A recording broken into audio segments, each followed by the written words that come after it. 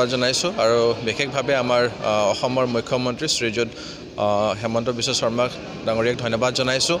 তেওঁৰ নেতৃত্বত যি ঝুমুৰ গোটেই বিশ্বত এতিয়া ৰেকৰ্ড কৰিব গৈ আছে ফেব্ৰুৱাৰী 24 তাৰিখে আৰু এই ঝুমুৰৰ ৰেকৰ্ডৰ কাৰণে আমাৰ কাৰ্বি আংলং জিলাৰ বোকাজান LACটো আমাৰ প্ৰশিক্ষণ আজিৰ পৰা আৰম্ভ হৈছে আৰু এই প্ৰশিক্ষণ 4 দিনীয়া প্ৰশিক্ষণ হ'ব আৰু আমাৰ কাৰ্বি আংলঙৰ পৰা প্ৰায় 150 গৰাকী শিল্পীয়ে গুৱাহাটীত হ'বলগীয়া যি 24 তাৰিখে তাতে প্ৰদৰ্শন কৰিব।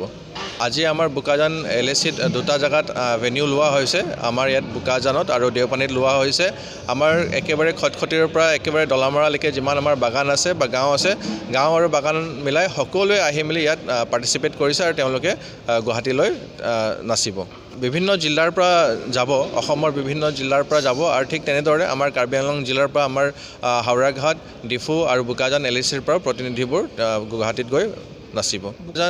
বোকাজানত এতিয়া আমাৰ টাৰ্গেট আছে 70 গৰাকী শিল্পীক আমি বাছনি কৰি লৈ যাব লাগিব। তাৰে 10 গৰাকী আমাৰ ছোৱালী নাচনী থাকিব আৰু 60 গৰাকী আমাৰ ঢুলীয়া বা বাঁহী বাদক, তাল বাদক, তেওঁলোকে 60 গৰাকী থাকিব। টোটেল বোকাৰ পৰা 70 গৰাকী যাব। এতিয়ালৈকে আমি এডমিনিষ্ট্ৰেশ্যনৰ পৰা খুব সুন্দৰ সঁহাৰি পাই আছোঁ আৰু আমাৰ স্থানীয় যিবোৰ নেতৃত্ববৃন্দ আছে তেওঁলোকে আমাক সঁহাৰি জনাইছে আৰু সহযোগিতা জনাইছে। আমাৰ কাৰ্বি আংলং এডমিনিষ্ট্ৰেশ্যন আৰু বোকাজান এডমিনিষ্ট্ৰেশ্যনক আমি ধন্যবাদ জনাইছোঁ।